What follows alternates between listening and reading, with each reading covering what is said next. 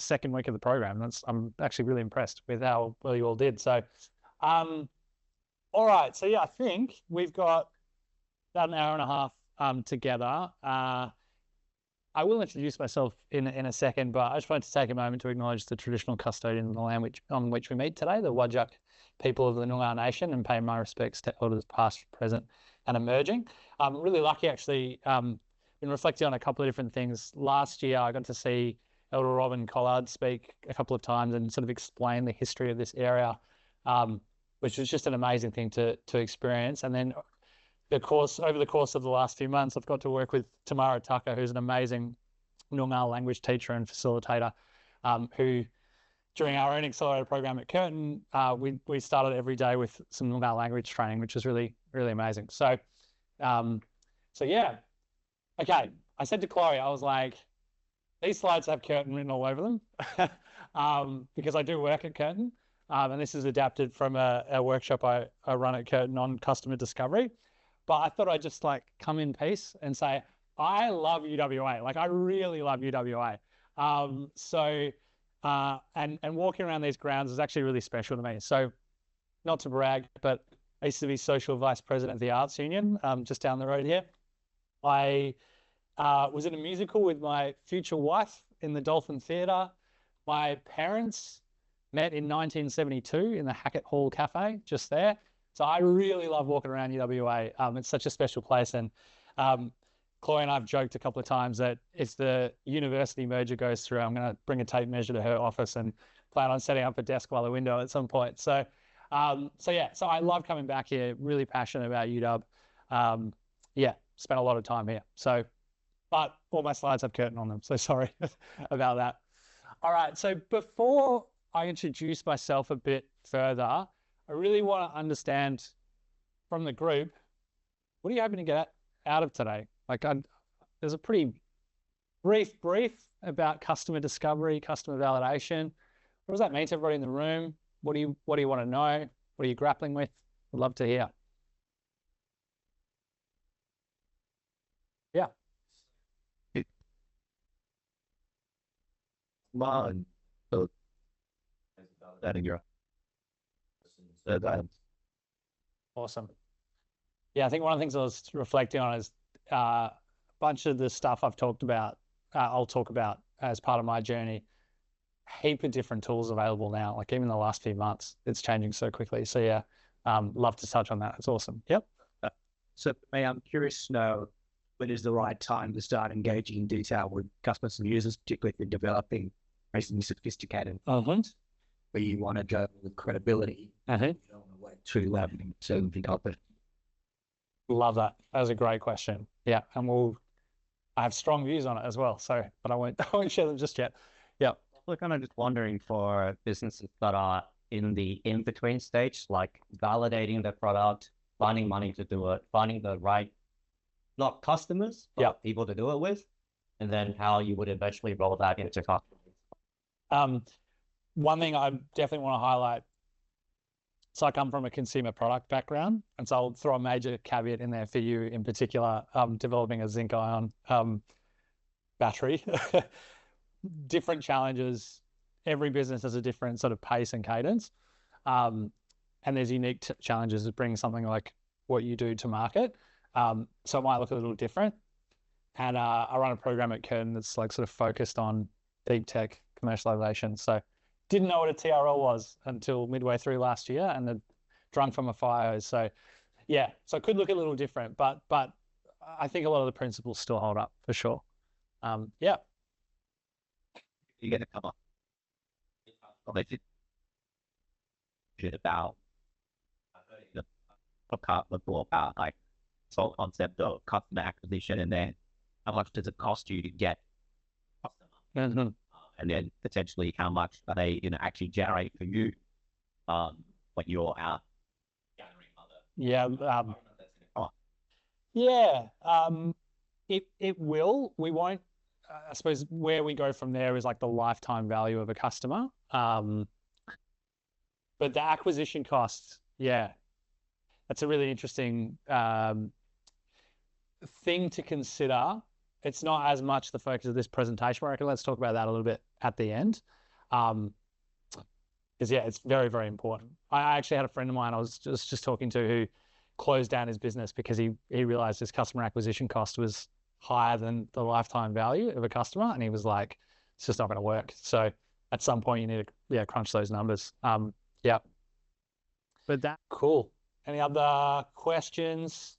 Definitely like interrupt me as we go along. I'm like, it's good to know you're all engaged and hearing what I'm saying. So yeah, what I thought I'd do quickly is just, so this was my rough outline for the session. But yeah, we'll see how it goes timing wise. Happy to, expand certain bits and contract others if it's useful. I put activities maybe. I was like, I don't think we're going to have time for a bunch of these activities that I've built into this, but I think it's worth sharing them after for you to take a look at, because, in the brief time that we have, both sort of theory and my own lived example, which in my experience, coming and being a part of these sorts of programs is really what you want to hear. And then I want to give you some sort of frameworks you can take with you post-session that maybe these activities might help you with, if that sounds all right. All right, so I'll get into the story in just a minute, but this is who I am. I co-founded a company called Ida Sports, which I'll tell you all about in a second. To date, we've raised just over $5 million from the owners of the Chelsea Football Club, the LA Dodgers, the Billie Jean King Foundation, and others. And we grew from starting the company in Melbourne to now we're distributed across the United States and entering Europe and Canada as we speak. So it's been a hell of a journey. And I will tell you all about that in a jiffy. But that is who I am. I ended up, so I'm a director and board member of that company now, but I'm not in the day-to-day hustle of it anymore, which is very nice. I came back to Perth. My wife and I, we had a baby girl, and now I work at Curtin 4 days a week, designing and delivering entrepreneurship programs. So that's how I make my money now. But we'll tell you the whole story. Realized, I'm like, am I wearing the same shirt that I am in that photo? I think I am. All right, so where I wanted to start, I was like trying to think about where to begin. Has anyone ever come across this before? Does anyone know what this is? No, I think I've written it. This is the 3 lenses of innovation from IDEO. I just love this because I think it's the simplest way to understand a business. And so let's have a crack at who knows what each of these things. What do we think by what do we think desirable is? People want it. Do people want what you're selling? Right, exactly. And what about feasible? And is it possible to make it? Absolutely. Yeah. So can we make the thing that people actually want, right? And then viable? What was that? Not quite. That's it as it relates to this, but anyone else want to have a crack about easily available? No, it's not. It's not that. What do you mean by that? Tell me more. It's that sustainable roads. That's what I was looking for. Yeah. Cost effectiveness. Yeah. So, is it profitable? Is the way I think about it. Is your income greater than your costs? Is the way I think about it. So this is one of those models I love because it's like, it could not be simpler, right? Easy in theory, harder in practice, for sure. But the way I also like to think about startups in general is they're about sequencing. So I think it's about doing it in this order specifically. What's the point in knowing that the business model works if nobody wants it? Why would you go and spend a whole bunch of time figuring out how to make something if nobody wants it or if it's unprofitable? And so that's the order that I always, when people are developing an idea, I think about doing it in. First things first, do people want it? You've got to figure that out before you worry about the business model and before you worry, about manufacturing, et cetera, et cetera. All right. So yeah, today we're really honing in on that top right. Is it desirable pace? Okay. And how do you know? how do you know if you've got something desirable? Well, hopefully by the end of today's session, you'll have some tools to help you figure that out, I think. All right, so what I'm going to do now is introduce myself by way of pitch deck. The reason why I've picked this version, this is a relatively early version of the deck for the company that I co-founded. And this was literally the deck that we used to raise $2.5 million. So I figure as a lived practical example, it's not a bad way to come and share my story with you guys. So yeah, as Chloe mentioned, I'm the co-founder of a company called Ida Sports. And what we set out to do is to create a new league of sports footwear for women. Why? Back at the end of 2017, I met my co-founder Laura there. She's in the top left-hand side of your screen. And what she'd done was she'd done something pretty amazing. She took this group of women from 25 different countries.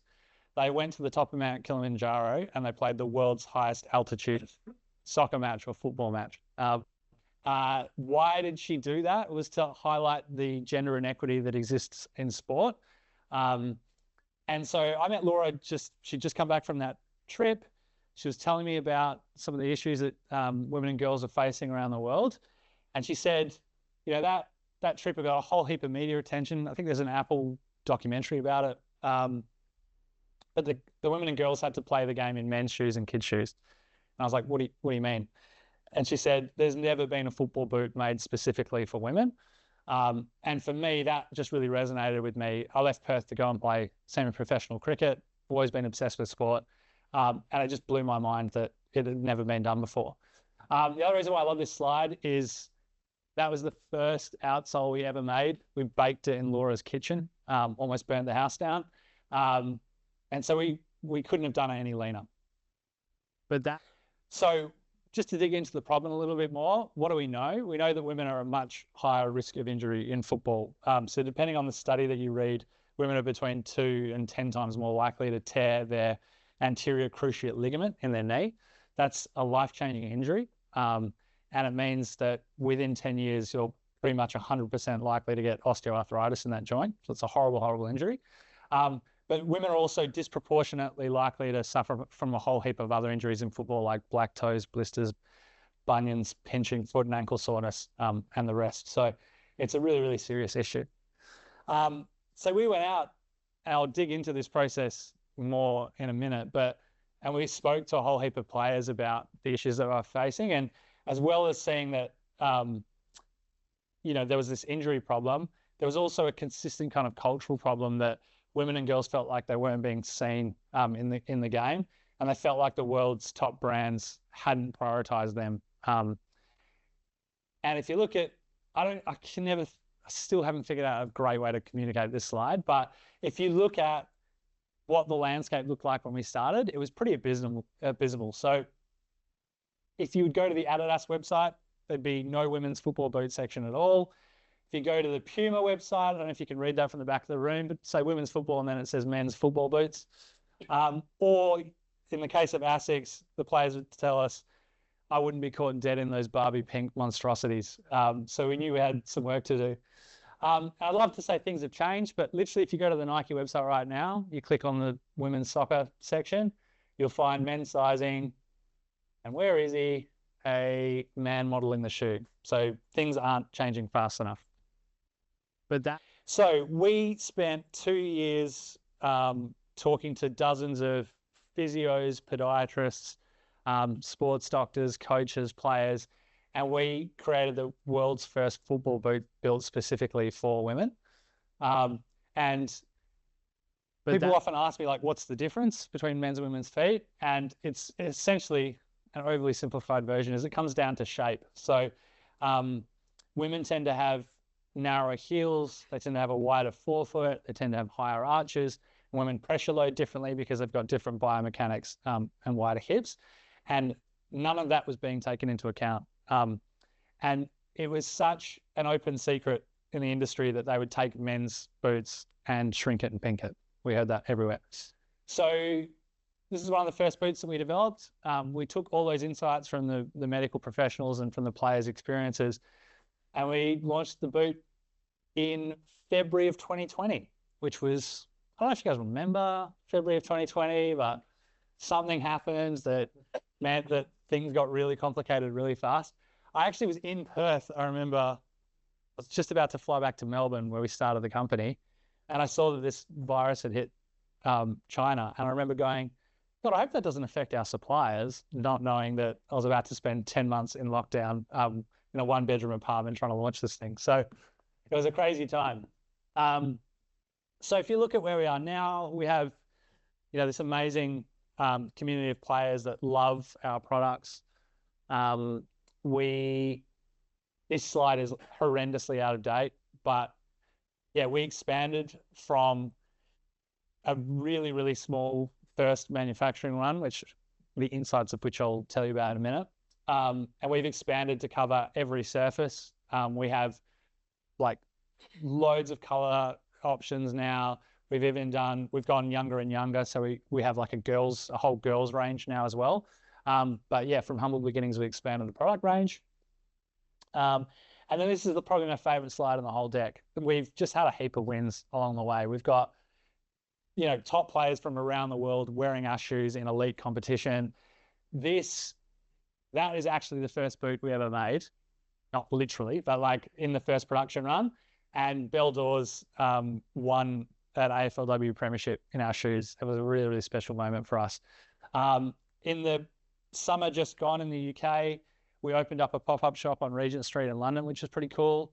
I got a text from a friend of mine saying, I'm in the National Football Museum in Manchester and your shoes are in a glass case on display, which was kind of cool. So yeah, it's been a hell of a journey from the beginning to now. And then, as I mentioned, we've had some heavy hitters in the industry that have backed us and invested in us. So from the LA Dodgers and the like. This happened 2 weeks before my daughter was born in October of 2024. We closed a $2 million round with Michelle Kang as the lead. She's the owner of the Washington Spirit and a really, really passionate advocate for women and girls in sport. So that was kind of a big deal. We're in Forbes for that one. And then as I mentioned, we're expanding our retail footprint across the United States and into Canada and Europe now as well. But this is the vision, to be the #1 female performance brand on the planet. So that hasn't changed really since day dot. One of the things that always strikes me when I go through this presentation too is we pitched at, I hate bringing out this story now. We pitched at a thing called Pitch at Palace a few years ago. Does anybody remember that? It's a pitch competition run by none other than Prince Andrew. So I remember meeting him before one of the heats and I was like, this guy is one of the biggest twats I've ever met in my entire life. And he was going on about how much pressure he was going to put us all under to perform on stage. When I saw that BBC interview with him a few years later, I thought, now he's under pressure. So yeah, but we pitched in 2018 and the deck, the visuals have changed a little bit, but the vision and the consistency of messaging has been there from the very beginning. All right, so that's me. That's the deck that we used to raise $2.5 million, which is kind of cool. But what I really wanted to dig into sort of over the next hour is just to go back to the beginning. So I don't actually have the original sketch, but this is the earliest one I could find. When we started, this is literally what we had. We had a sketch on a piece of paper. We wanted to create a women's football boot, but neither Laura nor myself had any background in footwear, didn't have any background in the industry. We had no experience. And so I always like to bring that up to say, you don't need experience in an industry. And in fact, coming in as an outsider can actually kind of be advantageous in a lot of ways. So this is where we started. But how do we go from this like sketch on a piece of paper to being featured in Forbes and having our shoes in museums and players all over the world wearing them and loving them? And I actually got an email a couple of days ago from a girl who, she literally said, I was ready to give the game away because of how much pain I was in. And when I found your shoes, I'm not in pain anymore. And I'm continuing my career at a Div 1 college in the States. I was like, that's why I did it. That really means the most to me. So yeah, how do we go from sketch to this? Well, there's some key principles. Has anybody ever heard of this book by any chance? Nice. But that blank faces, that's good. I mean, it's like, I'm glad I'm sharing this with you for the first time. So, yeah, this is a book by Rob Fitzpatrick called The Mom Test. I love the subtitle, how to talk to customers and learn if your business is a good idea when everyone's lying to you. So here's the thing, right? When you go out, I'm sure a bunch of you have done this already, and you start telling them about this amazing startup idea that you've got, and you'll ask if it's a good idea, and those closest to you aren't going to say, no, it's a terrible idea, or don't waste your time on that. Maybe. I've had some people that have tricky relationships with their mums that have disagreed with me on this slide before. But in general, those closest to you are going to try and support you. And it's not like they're deliberately lying to you, but they're not going to necessarily give you the hard truth that you need. And so what I love about this book is it lays out a framework in how to design customer research to get honest answers out of your target market. So, what are some of those principles around good primary research? The first thing I always mention is there's a double-edged sword with optimistic entrepreneurs.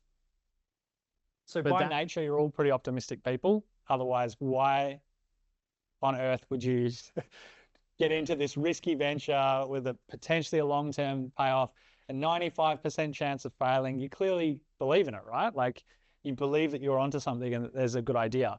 The issue though is you want to keep that optimism and use it to push through all the kind of hard times. But what I see very often is entrepreneurs are so optimistic and enthusiastic that very quickly when they start talking to customers, they start selling. And that's not the game that you're in this customer discovery phase. All right? But one of the key principles is avoid leading the witness. Again, overly simplified example, but very often I see people go, so I've developed this app. Would you buy it? And often people are like, yeah, I would. But you've got to find other ways to validate that are a bit more objective. So you really want to. This book gives you a great framework to design unbiased research. You really want to ask open-ended questions. If you're doing most of the talking, that's a really, really bad sign when you start entering into these customer discovery conversations. This is the key. This is like maybe the most important thing. If you don't remember anything else from this slide, ask about past behavior. So a great example of that is if you ask me, how many times am I going to go to the gym in the next 2 weeks? I'll be like, I'm going to go 6 times in the next week, 5 times in the week after that. If you go and ask me 2 weeks from now, I'll be like, well, I was up with the baby all night, I made it once or twice. So what we know across the board is that people are terrible predictors of their future behavior. They just are. And so if you know that, then you can start designing research to ask about their past behavior. And as I'm about to show you, if you do that, you'll see where the opportunities are. It's kind of a bit like magic as you go out and do this. But out of interest, has anyone actually had a crack at going out and doing some customer discovery research so far? Yeah? Can you tell us a bit about what did it look like? How did you go about it? Sure. No, that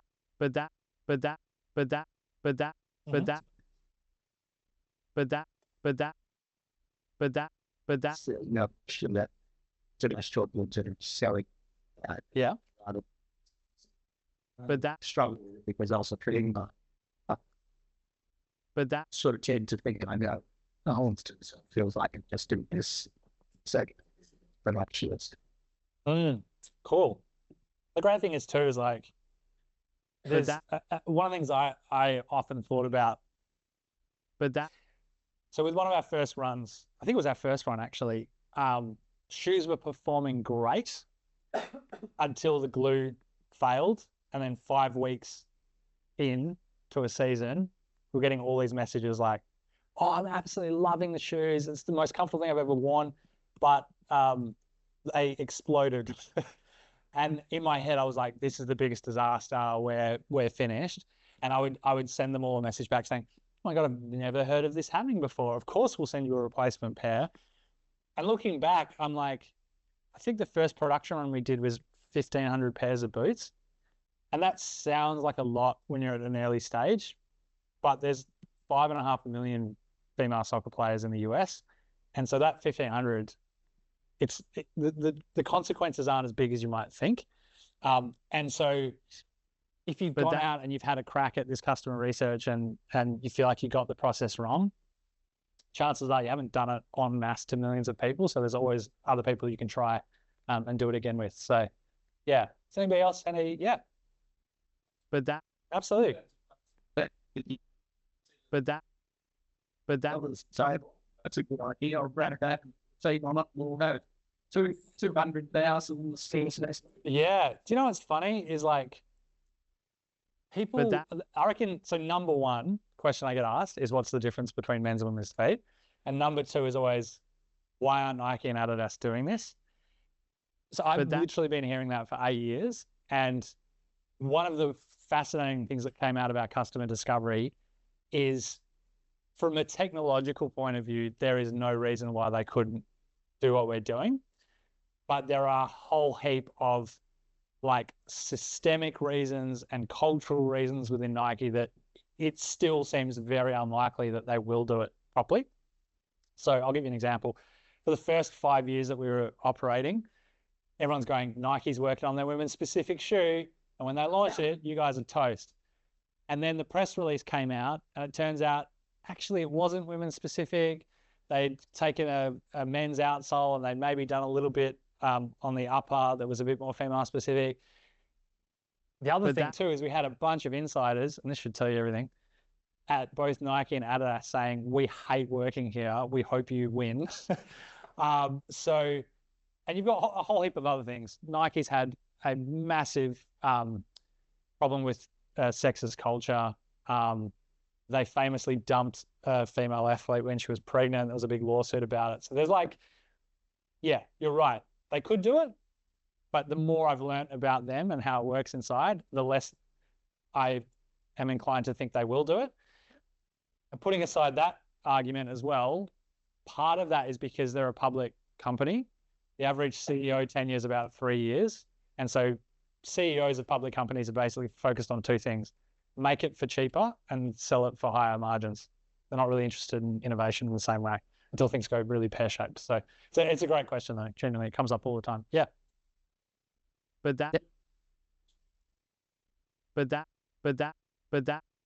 Acquire us? No, we haven't. It's interesting. I think, so one of the things we talked about on day dot, Laura and I were like, okay, what's going to happen with this thing? Like, what are the potential scenarios? We kind of mapped it out to 3/3.5 options. The first was we fail, and we thought, as long as we don't go bankrupt in the process, if we fail because Nike and Adidas get their shit together, release female-specific boots that work en masse, well, then we've achieved the aim that we wanted to see in the world. So like, that's the worst case. And we're actually pretty cool with that. Option two would be acquisition. And originally we thought, yeah, maybe Nike or Adidas might come along and say, yeah, we'll buy your IP. The more we've learned about them, again, for those kind of systemic cultural reasons, the less likely I think that is. But there are others that could acquire us. And we've had interest actually already. And it could be like a house of brands. So somebody that's got like, 5 to 10 brands under their portfolio, shared supply chains, shared logistics, that might want to come in and go, yep, you'd be a good fit. Or it could be what I call the tier 2 brands. So people trying to take market share off Nike and Adidas. That could be like a Skechers, Puma, Mizuno, one of those, maybe. But yeah. But a lot of them, I think they can do it. And then we watch them balls it up like time and time again. And we're like, you could just, I'm happy to buy us out. Buy us out. As long as there's something written in there that says you don't put it on a shelf. Yeah, I'll take my mansion in Marine Parade and Cottesloe if you want to offer it to me. So yeah, it's still. And then the third option would be you become the next like Lululemon or something, or On Running, and you go public. are on public. I don't know. Anyway, but yeah, you try and scale it that way. And at the moment, if I had to put my money on it, I'd say acquisition's still the most likely. Failure probably close behind that, and then public. That'll be my probability. Yeah. But that.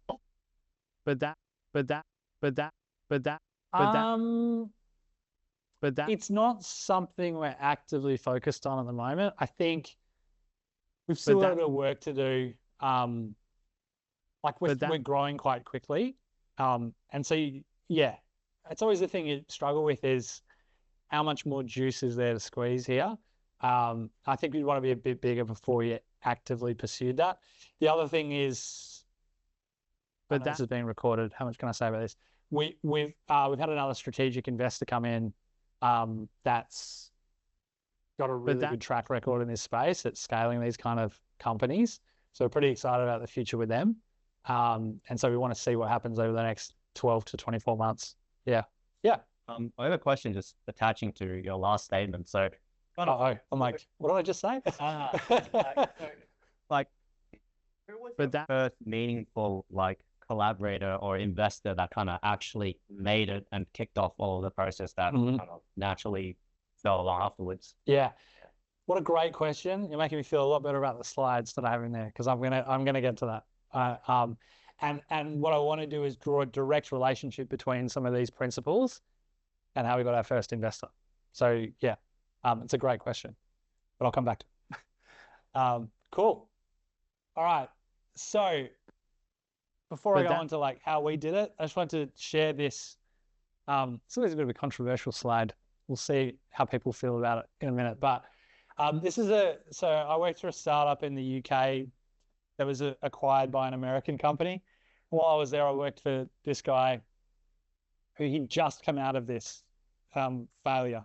He created dinner in London, and it was essentially a HelloFresh model. I'm going to go out on a limb and say I don't think HelloFresh is a very good business. You can dig into it. Feel free to disagree with me. I'm sure there's some people that love using their meal kits and stuff, but how many people have gotten one of those cards that's $30 off your next box, or they perpetually lose money, and they've been propped up by investment. So what I love about this example is this is still up. I checked this only a couple of months ago. Michael Bohannes is his name, and you can read he did this amazing post-mortem. I think he raised about £300,000 to try and make this idea work. And he talks about why it didn't work. Why did this thing fall over? Because he was I went out and did this customer research. I was getting all these amazing signals from the market. I was so excited to launch because I thought we'd be inundated with orders, and then nobody bought. And really, the reason why is because he didn't adhere to those principles in the mom test. He asked the wrong questions. He led the witness. He got a bunch of false positives. And it meant that he spent 2.5, 3 years and most of his investors' money on an idea that was never going to work. So I really encourage you to read that. It's over 10 years old now, but it still holds up, I think. All right. So how do you go about validating all this stuff? 6 to 10 customer interviews. That's always what I recommend as the beginning, right? The more you do, the better. But this process is kind of a little bit, it is a bit like magic. If you run 6 to 10 customer interviews, one of two things are going to happen. You're either going to see patterns across people and shared experiences, and you're going to be oh, I'm hearing the same thing over and over again here, and here's where the opportunity is. Or you're going to hear a bunch of different experiences that makes you realize that who you thought was the same kind of customer are actually different customers, and then you might need to start the process all over again, and you'll learn more about their persona as you go along. These are literally the questions we asked everybody. Oh, and I want to confess something. I've been teaching this for 3 years, and I hadn't read it until 2 months ago when I was running Accelerate, and they said, "Oh, Ben, so I don't know why I always confess this, but I realized that the questions that we asked we went out and did it. We asked them in a really unbiased way. And then somebody said, you know the mum test? Like, you should go read that book. And I finally did. And I was like, wow, we were really onto something. So don't wait 3 years. Definitely go and read that book. I've read it now. It's amazing. So, all right. These are the sorts of questions we asked. Can you walk me through the last time you bought a pair of boots? How much did you spend? Why did you pick the ones that you did? I don't know where that full stop came from. That is, I'm going to blame Canva for that. This was an interesting one. Do you follow women's soccer or AFL? The reason why we asked this question is because, so my process outside of running these interviews, trying to figure out how would we make a shoe company work, I just went around Melbourne and asked anybody who knew anything about making shoes to sit down with me and explain to me how it worked.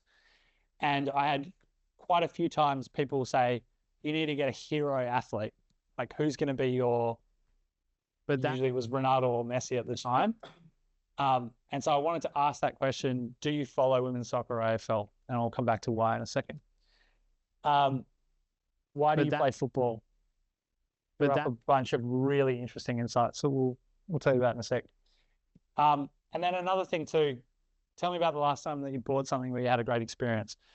The reason why we threw that last question in there was because we were wondering, would we be able to sell these online? Or was there shared experiences in our target market in the way that they bought stuff that hadn't been applied to footwear yet? It was just something we wanted to explore. And I believe recording this presentation's going to be made after the fact. I'll share these slides with you all as well. So see some frantic typing, which is great, but just know that you'll get a copy as well. So don't worry if you miss it. Here are some of the insights that came out of those 6 to 10 interviews. This one I found really interesting. Women struggled to name their favorite athlete. So I had all these conversations with the industry insiders saying, who's going to be your hero athlete? And then when we asked them, they were like, oh, I don't know. I don't really watch women's football. Or they'd say Serena Williams, which I found interesting because she's not a footballer. Or they'd say the captain of my team, or it was a lot more local and networked. I was like, that is a really, really fascinating insight.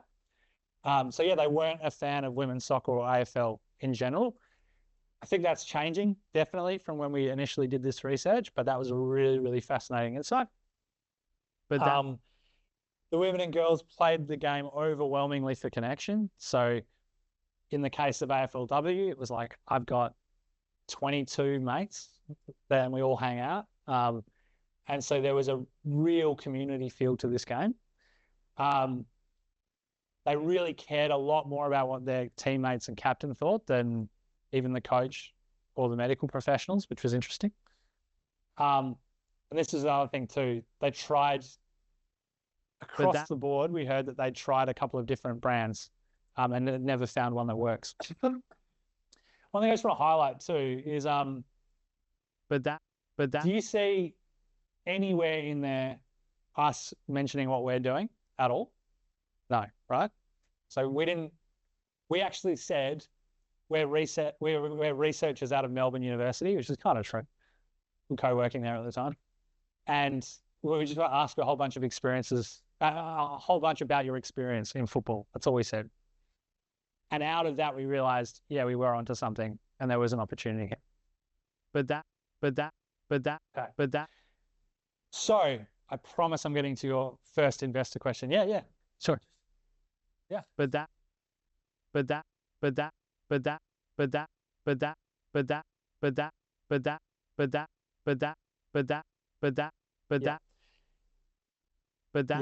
So there's so many different ways to validate. This is, I'm sharing our own narrow experience. There's lots of different objective ways. I've seen people put up a dummy website with different branding to the one that they want to go out with to test if objectively people will buy. There's a heap of ways to do it, but I'm a firm believer that in the beginning you shouldn't tell it. Tell them what you need to get the meeting, but you want to say as little as possible about what you're actually designing when you're in this phase. It's different when you're going out and selling. But I think that's something people often get wrong, is they confuse customer discovery interview with selling. And that's not the objective here. We're like, before we even think about creating a product, is this a real problem? And how do we validate independently this is a real problem? So yeah, big firm believer in that. It's a great question, though. It really is. Cool. All right. So what do we do with this? We ran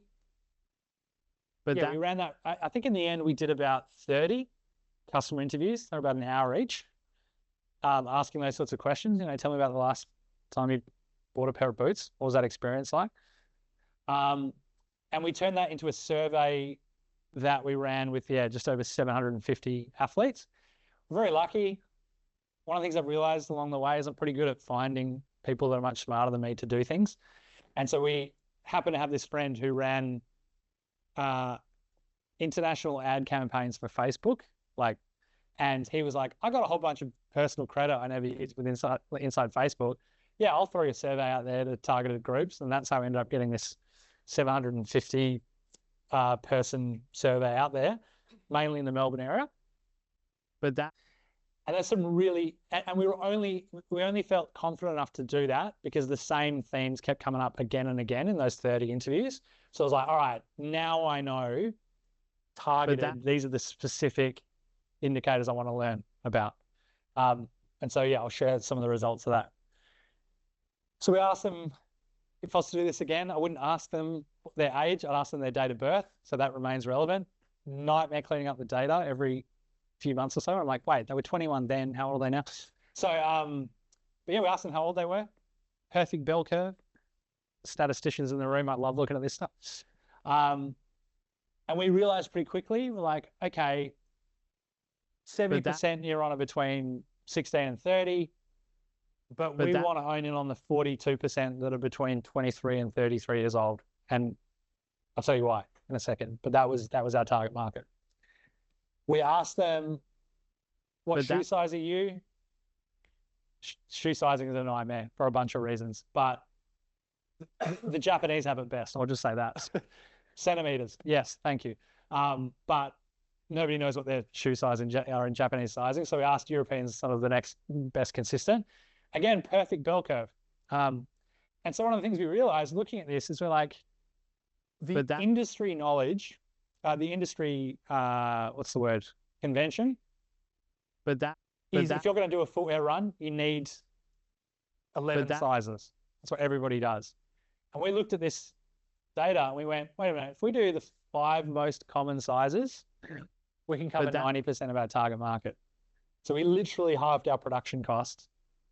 Those molds at the time were, I think, $2,500 US each. That's a significant saving just by going, well, we won't make a 34. Why would we do that? It's like not who we're targeting. So halved our production cost by getting this kind of insight. I dined out on this slide for years, but this was one of the biggest things that made us go, should we pursue this? Yes, we should. We asked them, what's their favorite brand? Number 1 was Nike. That wasn't really a surprise. They were the predominant player in football at the time. But number 2 was no preference. I was like, wow, there is a significant amount. There's like 0 brand loyalty in this space. So that was a big, big insight for us. And then I was trying to find, there's another quote that, I don't know how many people here have taken a survey recently, but you know how at the end, there's always that box that's like, anything else you want to tell us? Did anybody fill that out? I don't fill that out. We had, of those 750 women, we had 250 of them right in that box. And what they were telling us was really, really powerful about, we're so glad you're doing this. I hate my shoes. Please, please, please fix this. It's not on this slide, but the one that always stuck with me was we had a 13-year-old girl say, I'm tired of being seen as an afterthought in this sport. I was like, she's 13 and she feels that way. And so we're like, we're going to get our shit together and do this. All right. So I want to really spend as much of the next 45 minutes digging into the kind of questions you all have, but where do we go from here? right, to your question about first investors. So all these amazing like indicators. Everyone going, please do this. I'm sick of it. I drive 3 hours to go and buy a pair of shoes, and I'll buy 3 at once. And I'm like, oh my God, we're gonna run this crowdfunding campaign. We're gonna set the world on fire. It's gonna be awesome. And it completely failed. It was so frustrating. This is one of the lowest points I remember in the whole journey. Was we didn't hit our target, and I sat there, was in Melbourne, sitting at the pub, looking at the bottom of my pint glass, going, "What have I been doing for the last 8 or 9 months?" I think it was. All this amazing feedback. Why isn't anybody buying this? Wild. And then what ended up happening is we actually went out and we asked them, like, we ran this crowdfunding campaign. Why didn't you get behind it? And the same thing kept coming up again and again, which was, I just need to try it on to know that it's right for me. We heard that over and over again. So I'm not going to buy this shoe from an unknown brand when I can't even try it on. And so then Laura and I sat down and went, all right, I think we need to figure out a way to get physical shoes made, put them on players. And if it doesn't work after that, then well, nice knowing you kind of thing. So what we did is we took all that data, all that insight, this whole process of running these customer discovery interviews. I was working at RMIT. Oh, now I am wearing the exact same shirt again. I really need to, I feel like I've got Superman's wardrobe probably. We asked them, we went to RMIT and we said, listen, here is all the data that we've collected over the past year. We know if you can just give us 30 grand, that's the difference between us having physical products and not. And so they said, yep, we believe in you. We'll give you the 30 grand as an interest-free loan that we still haven't paid back. Actually, at the end of last year, I called up the new head of the startup lab at RMIT. I said, listen, you guys did 1.5 billion last year. And she's like, yeah, the committee that gave you that money no longer exists. I'm like, can you just write it off? It's still sitting on our balance sheet. So it turned into a grant. So it was great. We never had to pay it back, which was awesome.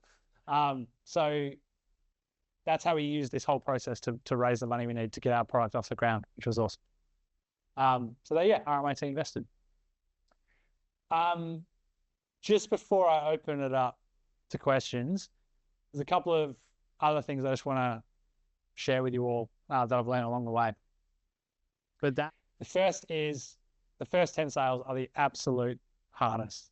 So once we'd had the shoes made, I always love this slide because I feel like it looks like I'm actively praying that somebody will buy shoes, but people don't talk about very often, right? Like I started this presentation going, oh, we raised money from LA Dodgers and, we're taking over the US and stuff. It was very unglamorous. So the way we sold our first few pairs was me being a door-to-door shoe salesman, taking the few pairs that we had in a suitcase in the rain in Melbourne. I'd rock up to different clubs. Sometimes the person who I'd been speaking with didn't tell anybody else that I was coming. So I'd have honestly, it was like teenage me's worst nightmare. I'd have 50 women looking at me like, sorry, who are you? Man with a beard trying to tell me about my own physiology. It was rough, but I learned a lot. And I had lots of people telling me what they were interested in, issues they'd struggle with. And that really set the foundations for our future success. So there is no substitute for getting out in front of people and having tough conversations. You will be all the better for it. So, yeah, thankfully it wasn't raining that day. So, and then the other thing, we can dig into this a little bit more if it's of interest to the group, but this is a book that's also about 10 years-ish old, I think now. I recommend this book all the time to founders, even though I think it has a very wanky title. But yeah, it's called Traction, How Any Startup Can Achieve Explosive Customer Growth. And the principles that are outlined in this book is about how do you test different marketing channels to discover which is the one that's going to work for you in your business. And then how do you double down on that particular channel? So everybody's business, there's some amazing ideas in here, a whole bunch of different industries. you'll all have a different channel. But if you go through this process, you will hopefully discover the one that's going to be most effective for your industry, for your particular customer. Okay? So I just love mentioning that because I'm really passionate about it. All right. One more thing. And then I'll promise questions. When you're designing this kind of customer research, yes, you want to ask about past behavior, but I don't know if anybody's heard of this. This is an old colleague of mine came up with this 5 E's of the customer journey. And what I love about this is it's just a very simple way to map out for you, how do you think customers are going to interact with your business? You know, often we think of it like, oh, okay, I'm a consumer product.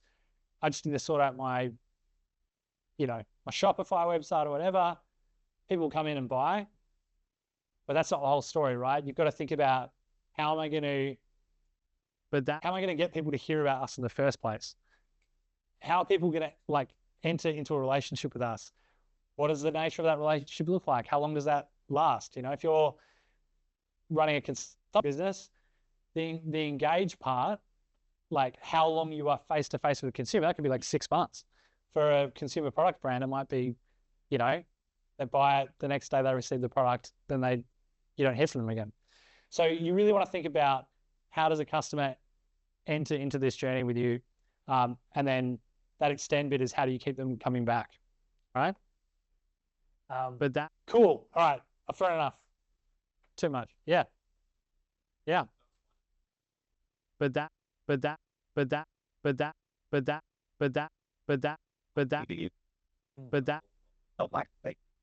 Oh yeah, I've heard it. I haven't seen too much of his stuff, but yeah. So got that 30. Yeah.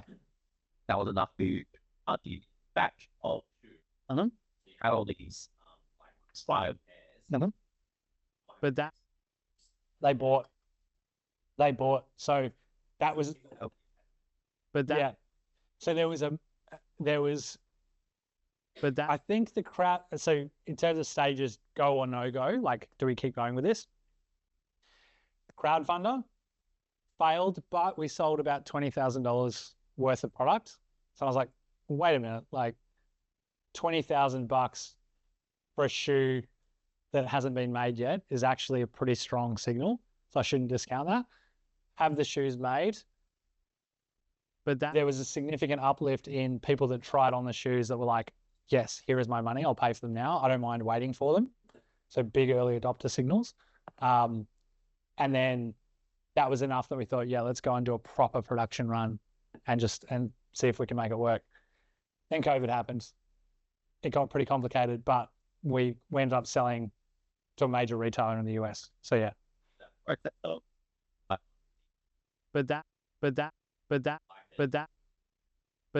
now, even though you don't have the shoes, set that stuff up. Set that stuff. I think specifically we took payment from them and we said, these aren't going to be ready for 6 months. Are you cool with that?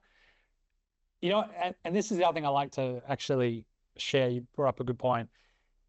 You would be amazed if you're solving a meaningful enough problem for a customer, you'll be amazed at how patient they will be so long as you keep the communication open.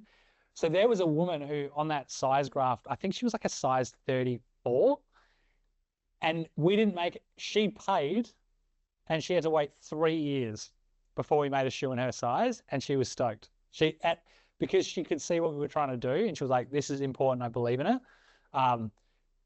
So yeah, but we just like took a bunch of people's money and said, we promise we'll get you shoes. It's going to take 6 months. And for the most part, that was the case. The other thing that happened, and this is where, you know, like you can try and design this process as, you know, as much as you can. When I was doing all these customer interviews, I didn't know a global pandemic was coming down the pipe. And so when that hit in February of 2020, we had, I think 1,500 pairs was our first production run. And understandably, people were like, why on earth would I buy football boots? There are no leagues currently being played. So we had to pivot and go, okay, what can we do now to set ourselves up to come out of the other side of this with the best possible chance of success? So that's when I started reaching out to professional players and said, I know you're not playing. Can you try our shoes and just give us feedback? We took those testimonials. But long story as to how this happened, but we got an introduction to Dick's Sporting Goods, the largest sports retailer in the US. We prepared for that call with these testimonials in hand. When we got on the call, the vice president of footwear said, hey, before you say anything, we just want you to know, we know the industry's failed women. We know there isn't a proper soccer cleat for women out there. We're going to buy a heap of your shoes so you can relax and we can just talk about it for the rest of the call. And I was like, okay. And so we've been working with them and expanding our footprint with them ever since. So yeah, not linear, but yeah, it was like they put their money down is the short answer. Yeah. So it sounds like you kind of got the funding when you already have a product, so post-prototyping, right? Were you able to allocate some of that funds to prototype development or design or just trialing it out within your own business? Yeah, I'm trying to remember the exact order of this. We got that money when we'd had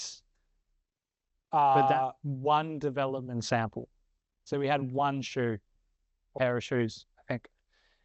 And we're like, here's what it looks like. Can we make more of these? And they said, yep. We did. One of the most difficult decisions to make was we were about to press play on opening up those other 5 sizes. And there was something about the outsole that didn't work. There was a stud that was in the wrong area. So we had made the really difficult decision to go back to the drawing board. Cost us a couple of months. But yeah, the short answer to your question is, I'd say the design by the time we took that money from RMIT was like 95% of the way there. We knew we were only going to make it in black. We knew what the outsole needed to look like. We knew the quantity, and it was just a question of getting it made by that point, I think. And how were you able to convince, I guess, the potential buyers on, this stuff is good? Were you just selling them the vision, or you managed to get them to trial the prototype, or that? As in the players, you mean? Like, or do you, or just any other, I guess, regular customers that you said were interested in purchasing? Yeah. We just like, I mean, that's the thing, one of the old cliches in startup land is like, do the things that won't scale. And I think there was enough of me telling this story to be like, here's why we're doing it. Here's why we're so passionate about it. Here's our vision for where we want it to go, and then enough people said, yeah, I'm willing to take a $200 bet on that just because I like you and you seem desperate. So yeah, like enough people just heard the story and said, yeah, hey, Nathan, what are you doing here? Yeah, cool. Oh yeah, wicked.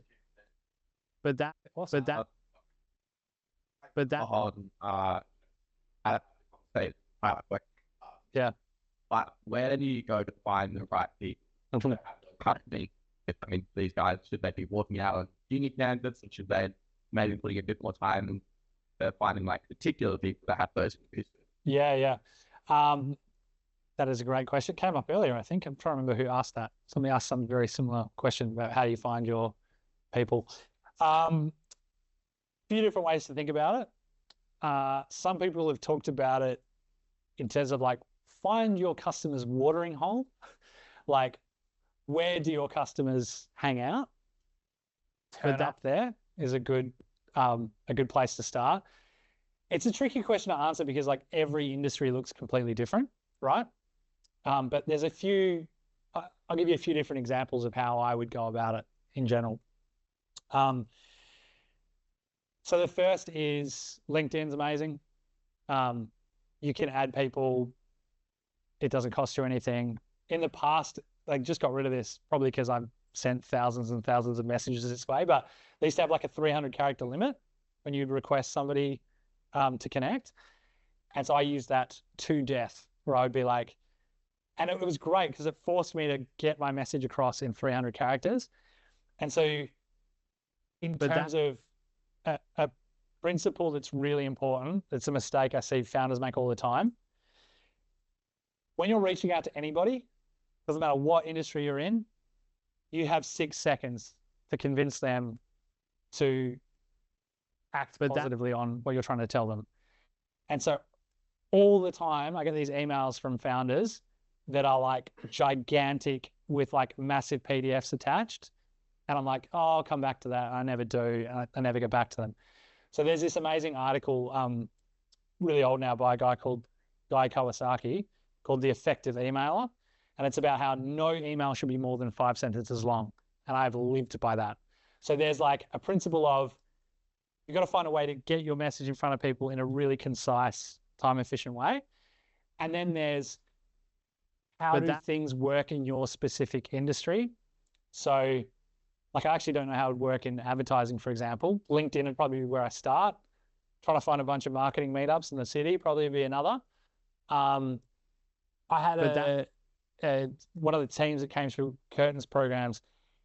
They threw up a thread on Reddit because they were trying to connect with CTOs. Apparently CTOs are all over Reddit. So they threw up this, hey, we're thinking about this. Has anyone tried this? And they got like inundated with responses on Reddit being like, we're looking for that. Let's connect. And that's how they found theirs. So every industry looks kind of different, but there's some shared principles across them all. That makes sense? Yeah. Okay. Great question, though. Cool. Yeah. So like you sort of moved from Australia to US. Mm-hmm. To about. Uh-oh. Charlie Gunningham's in the room. He's not going to like my answer to this question. So yes, this is. I want to answer that. The first process I go through with founders now, based on everything I've learned, is I basically ask them, what's the state of their personal life? Why do I ask them that? Because you might find yourself in a situation with, like, let's say with your product, nobody wants it in Perth, but everybody wants it in Singapore, or everybody wants it in Tel Aviv, or there's a VC firm in SF that's like, yep, we want to back you. Here's the term sheet. Oh, but you have to move to San Francisco. Well, we'll see you in 2 weeks. So in our case, the way it happened, we were kind of bumbling along in Australia. We're making some headway. We're getting some good traction with the players early. Dick's Sporting Goods came to the party and just was like, we'll buy half your production run. I'm like, oh, okay. So I always compare Dick's Sporting Goods saying, but that industry's broken. We know it's messed up. We want to work with you because we believe in you. And then you compare that to my conversation with the head buyer at Rebel Sport. He was like, yeah, we put your shoes on the scale. They're 200 grams too heavy, so we're not going to buy them. And that was it. Door closed on the retailers here. That translated as well to trying to raise money in Australia. Everybody in Australia was like, and I now know more about this, we hate consumer products. Women is too niche, which always makes me laugh. Women are such a niche customer segment. I'm like, okay, over half the population, but all right, mate. And yet there was capital in the US being like, hey, we've seen what you're doing. We love it. We want to bring you to the States. So we're flipped up. And so that's the, like, I think as a founder, you're always looking for, there's a certain amount of push that you need to do, but you also need to be like aware of the pull factors. And so we got to a point, and it's the most like sad part of all this. I get up and I give this presentation in Perth, and always after the fact, I have like 2 or 3 people come up to me and go, where can I buy your shoes? And I go, not from us here. The best way to get them is through soccer.com. But we literally just like sat down a few years ago and went, 95% of our business is just taken off in the US. Australia's too small a market. We've got to go where there's a demand for us, It's a tough decision though, it really was. Yeah. Yeah. Oh yeah? Yeah, well, yeah, exactly.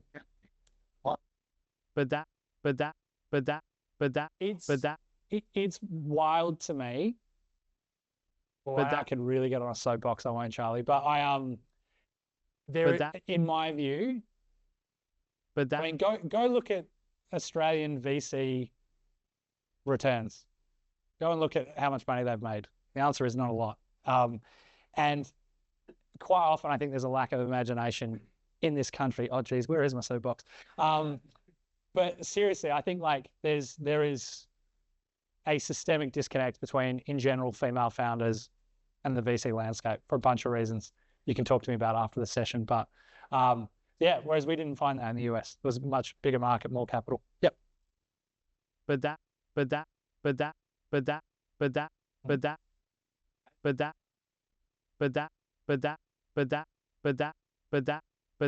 Yeah, when they like the idea to actually thinking that they will pay for something like that. Yeah, I'd say, would you pay for something? Like, how do you? It's one of my least favorite questions. Would you pay for this? Sure. Okay. Do you want to give me $20 right now? Fuck no. Stay away from my wallet. Yeah, like I never ask that question. How much would you pay? Or would you pay for it? I genuinely hate that question. In person, because there's other ways to validate that, I think, after the fact or in a separate conversation. So again, that's why I think they're two different processes, right? For us, we didn't mention our product at all. But when you're hearing again and again, I'm in a massive amount of pain the day after a game. I've got huge blisters because my shoes don't fit me correctly. I drove 3 hours from Melbourne to Ballarat and back, and I bought 4 pairs in my size in Ballarat because I was the only place that they had them. When you start hearing these things, you go, okay, I don't need to tell this person right now that I think we have the solution for them, because we didn't yet.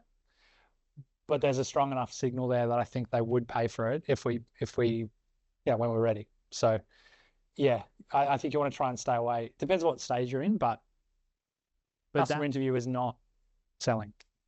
But you could be like, hey, if you're interested, like at the end of the conversation, be like, I've got my unbiased answers. Just so you know, like one of the things we're looking at is we're developing this product. If you want, I can keep you on the mailing list to keep you updated. Most of the time I'll go, yeah, sure. And then you start to build your mailing list that way, but nothing beyond that normally. Yeah.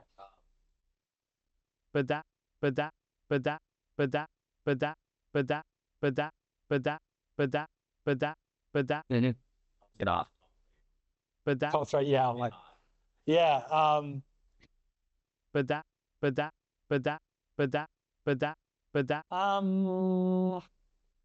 always find it such an interesting question, because I'm like, because it speaks to like, would you do anything differently? You know? And like, of course, there's things now, knowing what I know now about how consumer products are made, what kind of funding there is available specifically to consumer product brands, I would probably approach things a lot differently, but I just didn't know any better.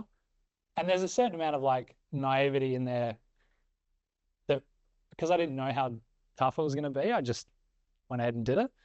Top 3 pieces of advice. I genuinely, it was really cool when Chloe and the team asked me to come and give this presentation, because I genuinely think this is like the most important thing you're going to do. If you get this right, this process right, you can figure out the other stuff. You can figure out where to get your thing made. What you need to charge, whether the margins add up. But fundamentally, if you're not solving a big enough problem, then it's not going to matter. Like how well you deliver it, how shiny your website is. So I'm just like such a firm believer with any founder that comes and talks to me. I'm like, go do this process. Go do 30 customer interviews, come back and show me what they said, and convince me that there's a big enough problem here.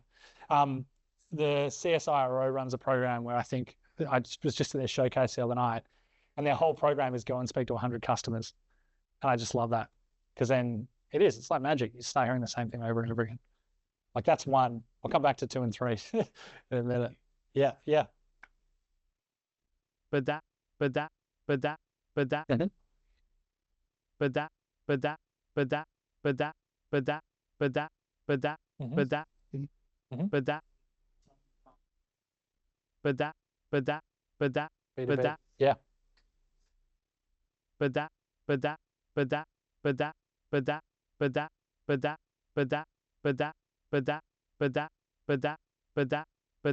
Yeah. I don't know if everyone heard that, but yeah, difference between business to business versus business to consumer validation.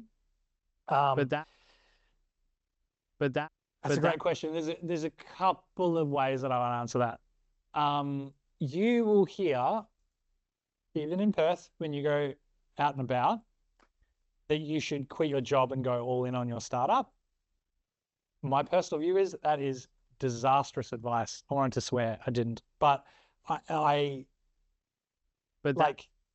view is jump into the business when it's so successful that you can jump. So when it comes to the difference between B2C and B2B, I didn't quit my day job until we were well on our way, right? Until after the fact that we'd started making sales. So, every industry is different, right? But in general, business to business customer discovery process is going to take a lot longer because it might not be as easy to get those 30 people to talk to you and sit down with you because they might be really busy, or maybe you're targeting, I don't know, CEOs and they're really time poor. So you've just got to figure out that it's going to take a bit longer. But that doesn't mean you shouldn't do it. And one of the things that's in one of my later slides, I don't think we'll get to, but AI does a great job of helping you structure these questions in a way. But there is no substitute for getting out in front of real people and asking them about their experience. It's a thing AI just can't do. It'll give you that surface level insight, and that's it. Cool. The back.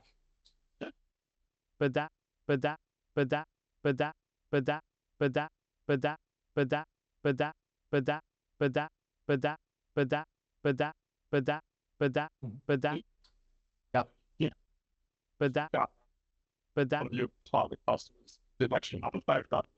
Right. So you sort of call them so not brand was not really necessarily relevant, but sort of really was like word of mouth. Yeah. Athletics, the same, it's the target. Yeah. So still to this day, people go like, when are you going to get Sam Kerr? And I'm like, well, she's on a $9 million contract with Nike. Don't have that in my wallet right now.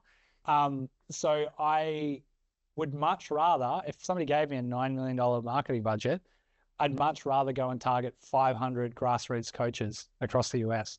And so one of the things that we did in the early days of COVID that worked really well, and again, fell out of this customer discovery process was, okay, no one's going to buy our shoes. What can we do?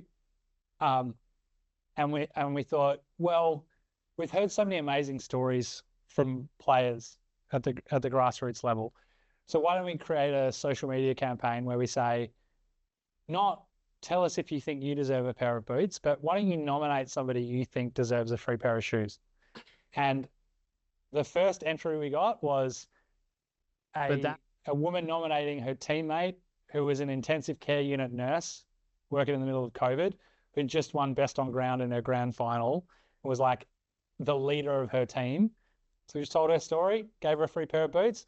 She then nominates one of her teammates who's like a police officer doing all this amazing stuff again. So we just used that to try and market a little bit differently. Again, I think the industry's changing a little bit, but I still think that mainly holds true we have hero athletes, but we don't think of them in the same way. We're much more interested in looking at their relationship with the grassroots level than how big their profile is. Don't get me wrong. Sam Kerr wants to come wear our boots, we'll take it. Yeah.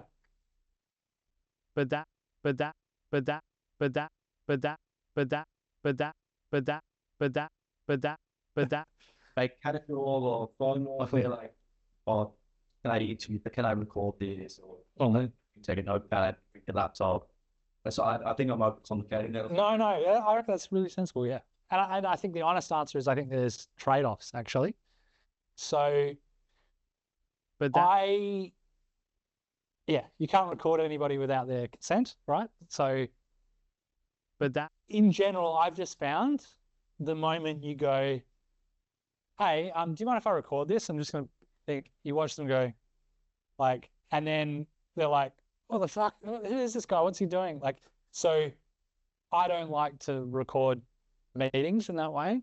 I think if you can, if you're in a position where two people can go out to the meeting, that's kind of a way around it. So one of you is like leading the kind of interviewing questions, and the other one's taking notes, or is one way. But the truth is, I think there's a trade-off there, in that. And there's also we ran it in a couple of different ways, right? There's the formal.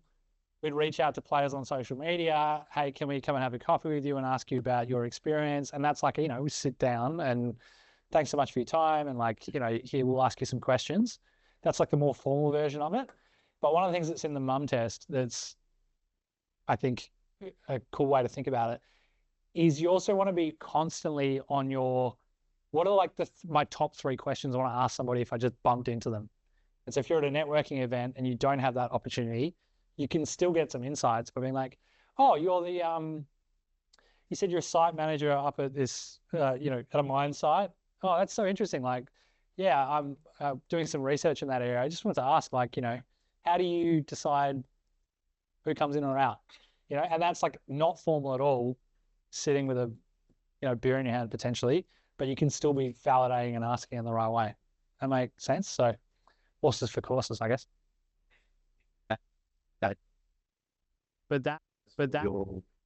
You go home and note down, or would you keep those data points in this? Yeah, I think I forget things quite. 100%. So there's now I'm like really getting into the minutiae of it, but if I'd had that conversation, as soon as that person walked off, I'd be writing some notes on my phone, emailing myself, being like, I want to file that away.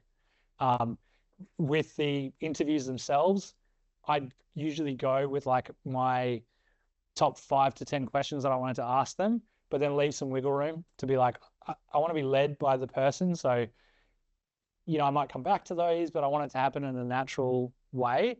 And then I would definitely be writing, like a write-up of the interview. What did I learn? If I was with somebody, what did they hear that I didn't hear? So there's different ways to do it for sure. In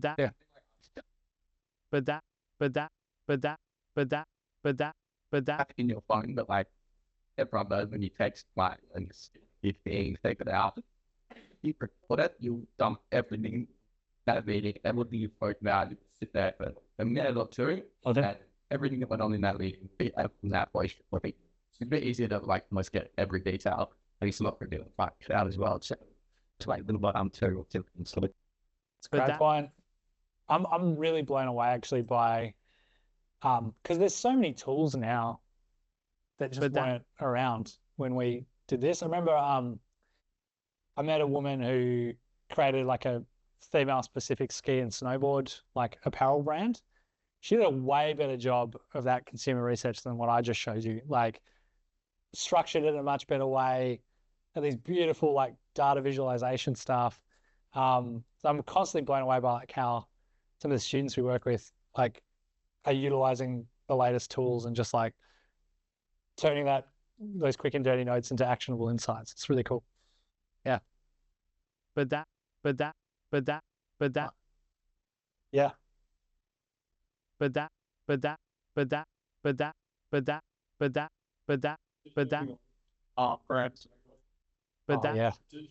crossing the other brands like checking it similar and it's like also office. I love that. That's so sweet because the framing of that question makes it sound like we were like 2 heavyweights going at it, where it was just like various rates of lunacy pitted against each other.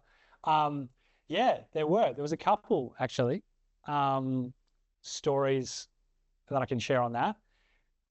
During due diligence with one of our VC investors in the States, they asked us specifically about what is that guy's name? Trooz, Trooz, Trooz cleats, that were trying to do what we were doing specifically.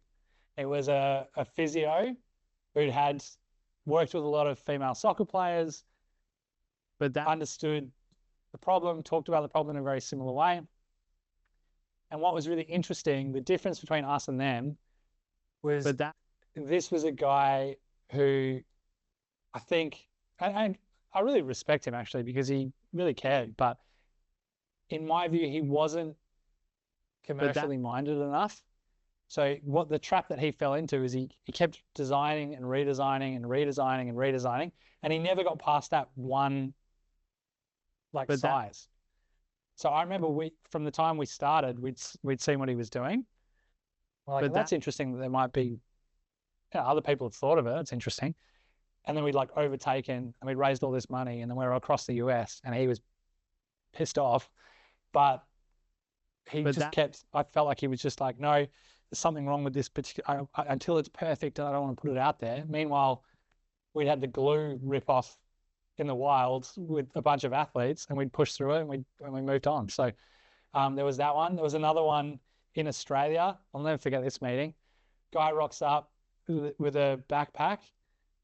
He said, oh, before I show you what I've developed, I need you to sign this NDA. And I'm like, I'm not signing, don't take them out. I don't need to see them.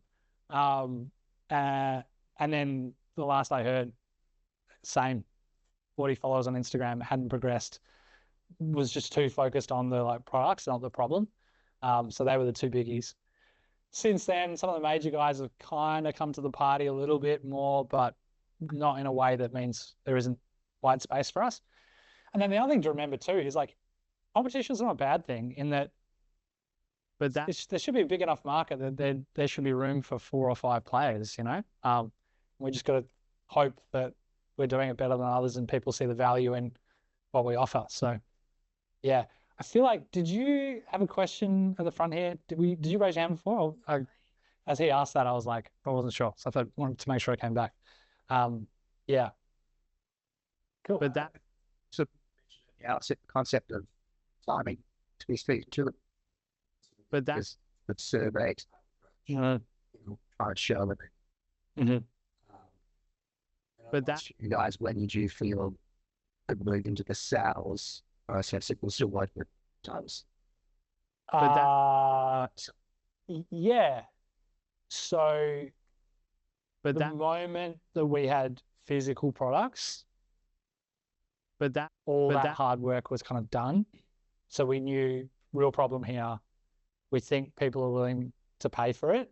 And so then it was like, here it is. Here's our Square card machine. Do you want to, you'll get them in 6 months. So I think that's when you make that leap.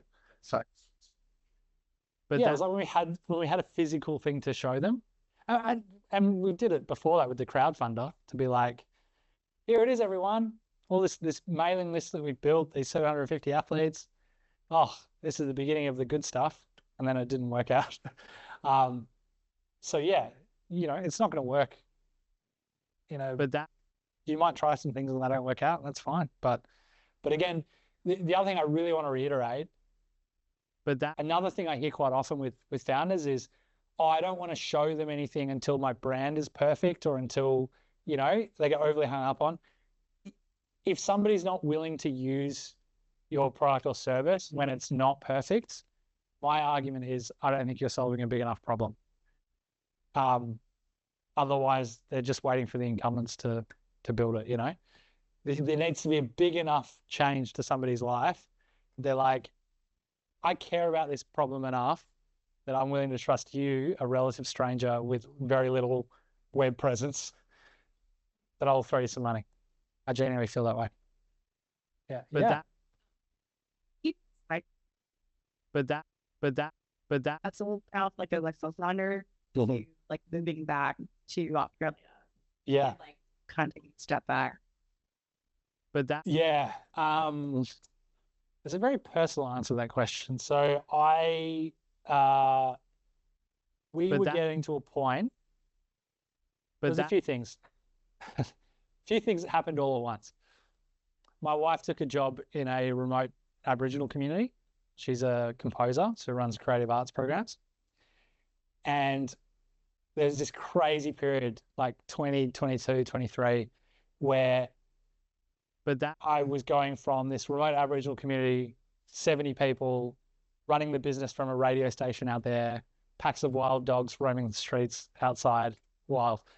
And then my wife would drive me 5 hours to the airport. I get on a plane. Next thing you know, I'm at Dodger Stadium hobnobbing with a bunch of investors. So I did 50-something flights in 12 months, 4 laps of the globe. And then there was this, basically my wife had this big medical emergency. She got attacked by a dog out there. And that was like the breaking point that I was like, we had plans to start a family. Something's got to change. And I was at a point where I was like, I think every founder needs to ask themselves, when are you no longer the right person to take it forward? And I was like, I've built it to this point. And I think if IDO wants to have the best chance to succeed, we need leadership on the ground in the US that know that market, that know women's football back to front. And so, you know, one of the last people I hired before I sort of stepped back from the day-to-day is still our COO and absolutely crushing it and has taken it to the next level. And it's really fun for me because now I'm a director and board member and I get to sit back and cheer them on and help where I can. But that was the major driving force. Life, I reckon, has a funny way of, the way I put it sometimes is I feel like I blew through 2 or 3 stop signs before I got the big slap in the face. It was like, hi, stop doing this. And that was the major impetus. And then now, you know, it's really fun because we have a daughter, 4 days a week at Curtin. I'm not doing the really hard stuff that you were all trying to do, but I get to work with founders every day and it's fun. But I still have it's not my last startup for sure. I've caught the bug. Great question. Where are you from, by the way? Are you? Haven't been to Seattle. Been to Oregon, but we did 12 states in the US, and I'm like, want to get back to Seattle. It's really cool. Awesome. Yeah. Do you have another? Yeah.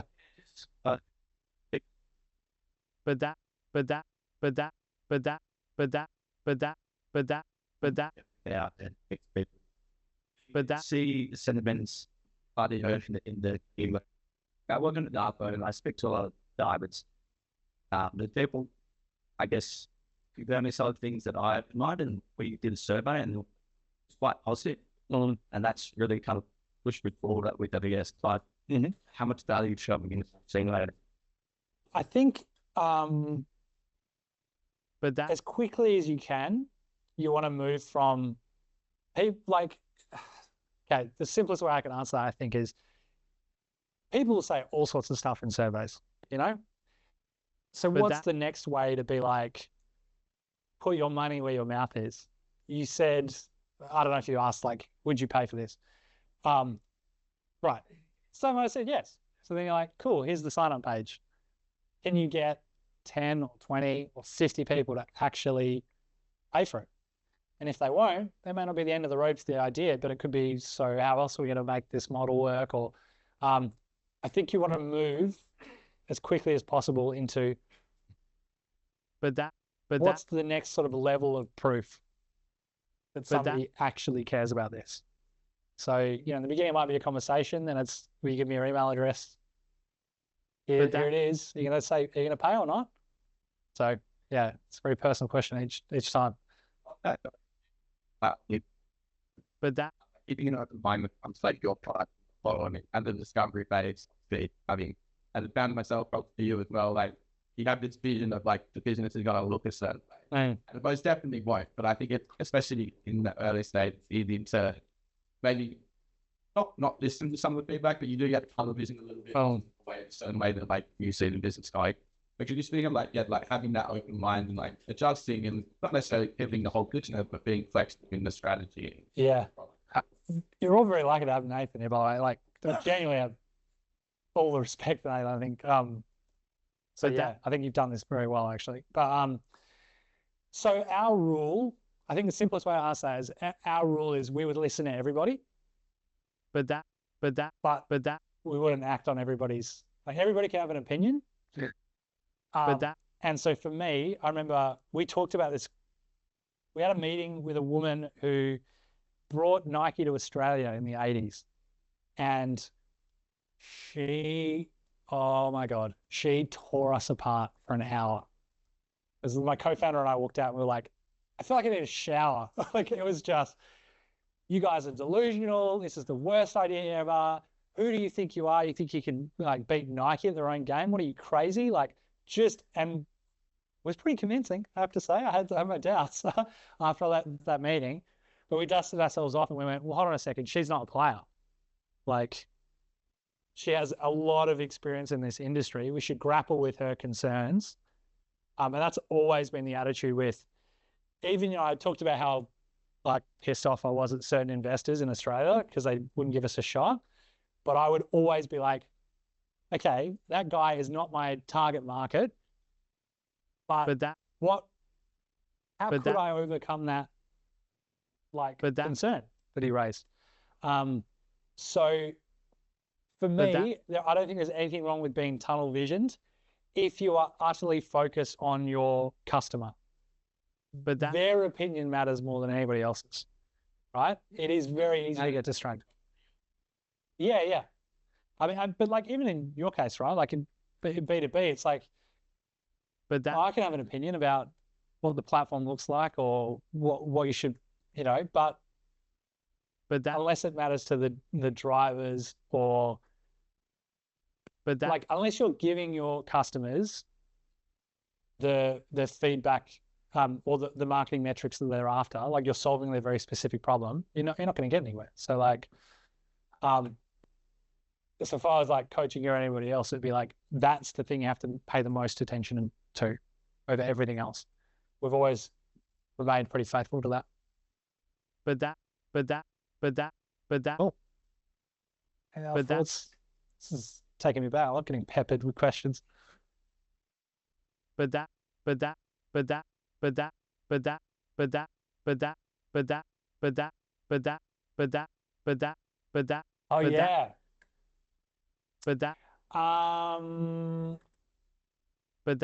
Okay. One of the ones, this is quite recent insight. That's why I caveat this one a little bit, but one of the things in hindsight I think we did really well is doing things as leanly, as cheaply as possible. It's kind of because we had to, because we weren't getting a lot of play with investors in Australia in the early days.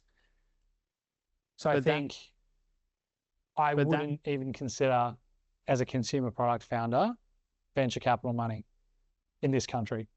That's one of the things I'd change probably, because I'd be much more focused on other mechanisms to finance in the beginning. That's probably 2. Number 3, what number 3 be? Joint venture. That's true. I mean, that was one of the things we did. We tapped into accelerator programs. I was working at RMIT. They had a phenomenal program there. One of the things about universities that genuinely we're so lucky, there is an expert on any topic probably here that you could go and talk to. So I remember I used to have a quote up on one of the slides that the head of the startup program at RMIT was like, we've never had a team milk this university for all its resources like you guys. And I took that as the ultimate compliment. So think about the expertise you can tap into through venture and exploit it for sure.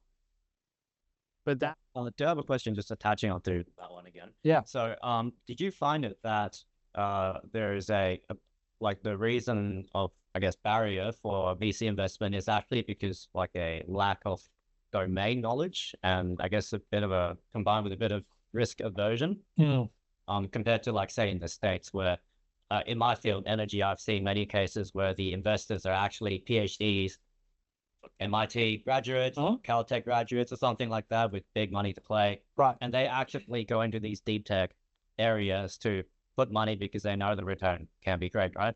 And they understand the technicality of things. Definitely. That's where one of the probably big, actually, that almost taps into my number 3, actually, which is as founders are more empowered than ever before to go and find the right money to fund your startup. And so in the past, we were like, who funds startups? VCs. We should go and talk to VCs in Australia, right? Like we were in Melbourne. Knowing what I know now, you are absolutely right that you could say, I am a deep tech founder in energy. who are the people, it doesn't matter where they are in the world, that are deeply interested and knowledgeable in my area. I should probably go and talk to them and see if they're interested.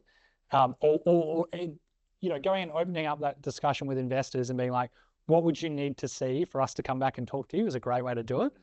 And then be like, come back in 6 months or 2 years or 3 years and go, hey, remember you said I should come back to you and talk to you when I hit these milestones? Well, I've hit them and then some.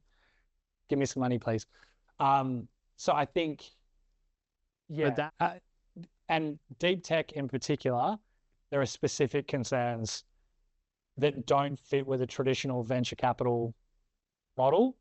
One of those things being venture capital funds have a 10-year lifespan. And so if you get talking to a VC investor and they're 6 years into their 10-year fund journey, you're very unlikely to get money out of them because you'll think it'd take 5-10 years before it's at commercial scale. So yeah, finding the right money for sure. How are we doing? Like waiting for Chloe to get a big cane and pull me off the stage. I think that's it. We've got 2 minutes left. I'm happy to stick around, by the way, Chloe. So if anybody wants to come talk to me about something or you didn't get to ask a question, just before we do wrap, if I may, these will go out in the deck that you all receive. But there's some activities in here. One of the ones I did want to just quickly touch on was finding your customers. You can create something called an access map. So it's come up a lot during this session. But that map out these 3 columns. Where do my customers, where do I think they actually gather? How would you reach them? Through what method of communication?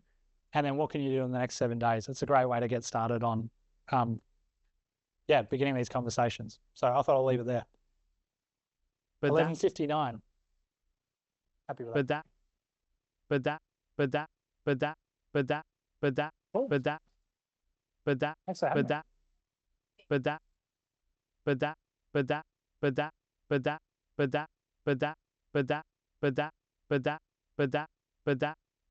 Survey. There's some of the example questions, like as we're going through, I think about